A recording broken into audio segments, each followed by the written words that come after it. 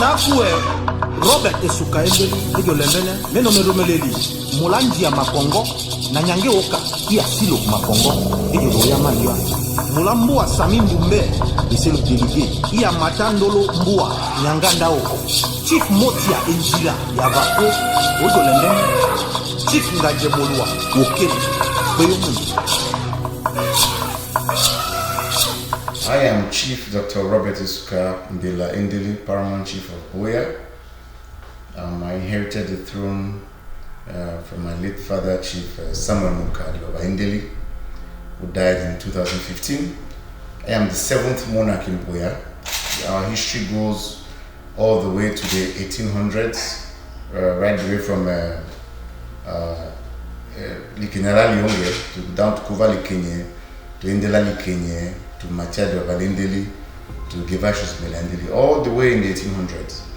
My history of my predecessor goes back to the famous German war that was fought by the Bakweris, between the Bakweris and the Germans. So I occupy a very important stool in the history of the Bakweri people. And we can trace my ancestry back to the original founder of Boya, who was Eanjia Tamali Banje. Now I come in my reign during a very interesting moment in the history of the Bakweri people, where our culture is being diluted by a number of things. We are losing some of the critical mass that we have in some of our core dances, which make up our culture. There are about 4 or 5 pillars that make up the Bakweri tribe. We have what we call the Wirwa, which is the wrestling, traditional wrestling. We have Elongi, which is the choral groups that perform Elongi and Mulongo Memeloke, which is the youth movement groups. Then we have the court dances, which is the Malay, Nganya, Nalua. Like I said, those are the 4 pillars that make up the Bakweri cultural movement. Now, in my reign, what I'm trying to do is to redefine how culture has been defined. Recently, the Europeans have defined culture to us as a traditional dance. So when an important personality is coming to Cameroon, they line up people at the airport, semi-naked, dance, and they say that's their culture. But our culture is beyond that. Our culture is how we grow up our children, how we teach them to respect the elderly. Our culture is how we grow up women, how women are treated in the village. Our culture is how we educate people on the language. Our culture is how we build houses. Bakweri has a native house that we call Ndawe and Banjo that we build. Our culture is the well-being of the people, justice, how cases, litigations are handled in the village in the traditional courts. Those are the pillars of our culture, things that make up what the Bakweri call Emeyamukwe, which means how the Bakweri has been growing from the time of our forefathers. So my goal is to redefine that culture.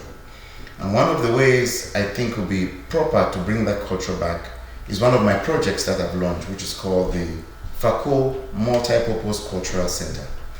The goal of bringing this cultural center is that we'll have a museum in which we could put the artifacts that the Bakweri calls Ekanga, the relics and artifacts that our fathers and forefathers handed to us before they died.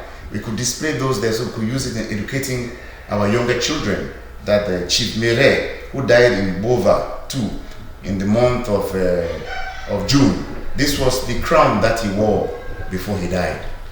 Chief Gevashus Mbella, who died in 1982, this was the lianju that he held on his hand before he died. We want to display all those artifacts there as a means of educating our younger generation and even children born in the diaspora when they come back of what the Bakweri is. We will not stop there.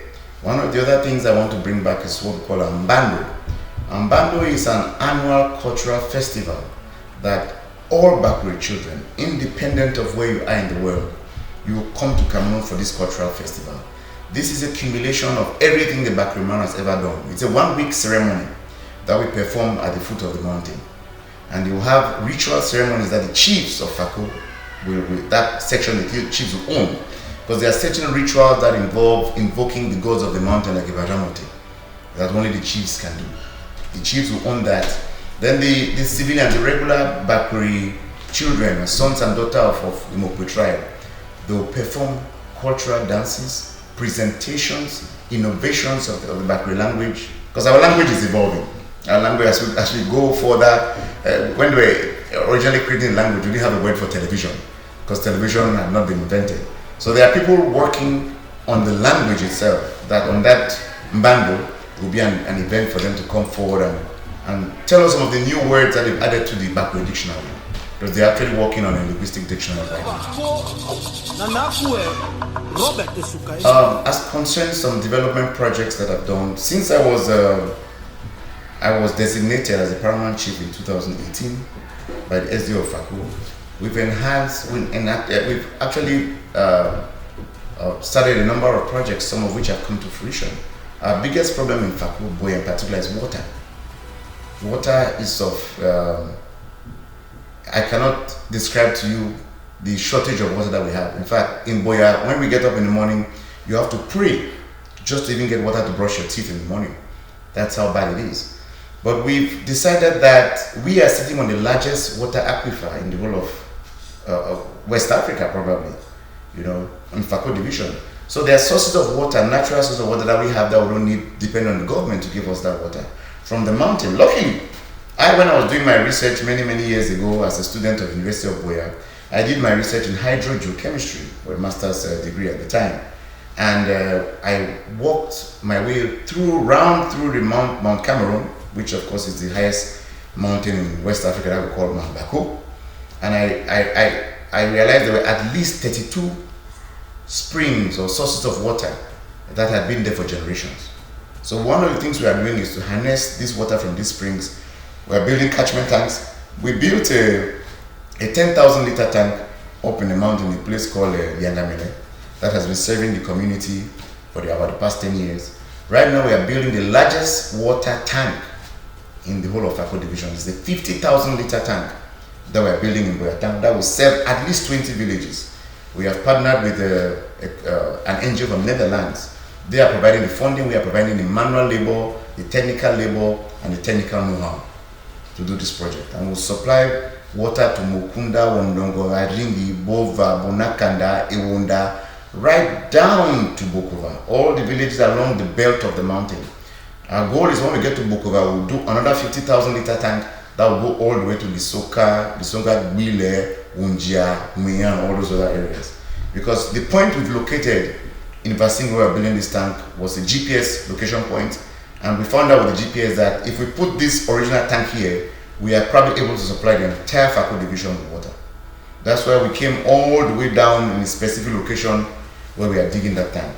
So that's one of the projects we are doing. We are also working on several community projects for cleanliness and cleanup campaigns. Right now, there's an association that has been formed in Wondongo that's registered. Mokunda is forming their own. We want to go to all the villages and form associations there, because we found out that it's easier to deal with an association than with an individual. So these are some of the things that we are doing. Several individuals also in the village have dug boreholes. This is all in the goal of reducing the shortage of water, but also to prevent some communicable diseases like cholera that was very rampant in Faku division recently, when we had the recent outbreak of cholera in 2022.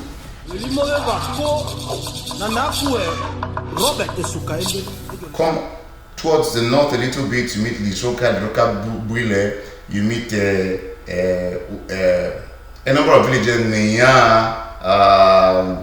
up to Chimanenge's village, and then you climb to Bova, Bonakanda, Kunalengwe, Kunambenge, all the way to Bova, Mukunda Mugbeya, all the way. It's a really big and extensive tribe. In Faku, we are estimated to be about 500,000 people.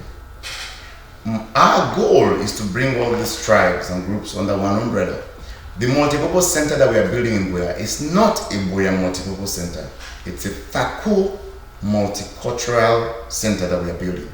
And the goal is that as we finish this, we start going to Tiko, Limbe, Muyuka, and start building satellite centers or satellite libraries in there. The reason why we chose Boya, because Boya, first of all, is the citadel of the Bakweri tribe. When we talk about the founder of the Bakweri tribe, that's where he settled in Boya. But Boya is beyond that. Boya hosts the University of Boya. When it comes to tertiary institutions in the Southwest region, Boya is the citadel for tertiary institutions. So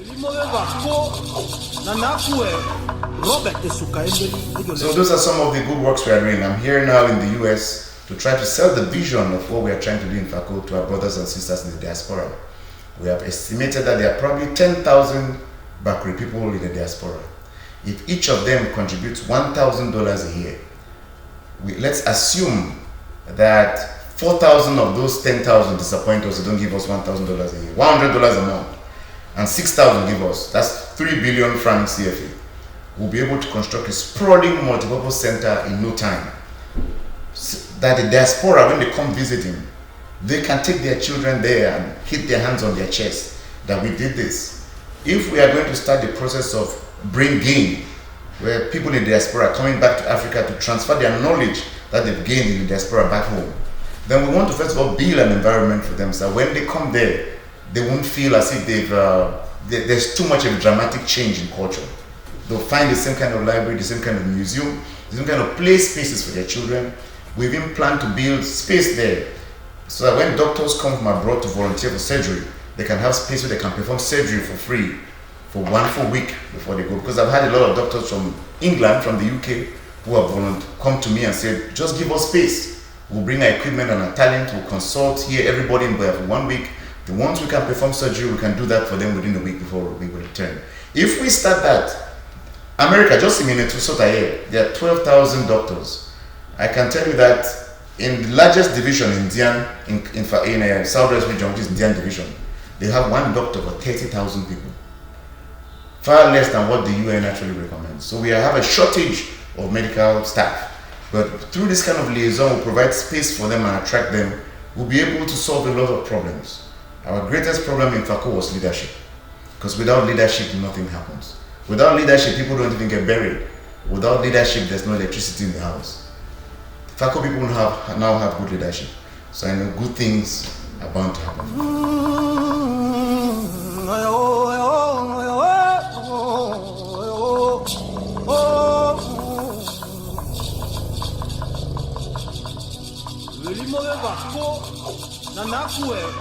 Robert Esuka Endeley Mbella meno merumeleli mulanji ya makongo na nyange oka kia silo makongo roya maliwa mulambu wa sami mbumbe eselo délégué iya matandolo mbua nyangandao chief motia enjila ya bako lemene chief ngajebolwa wokeli beyomu.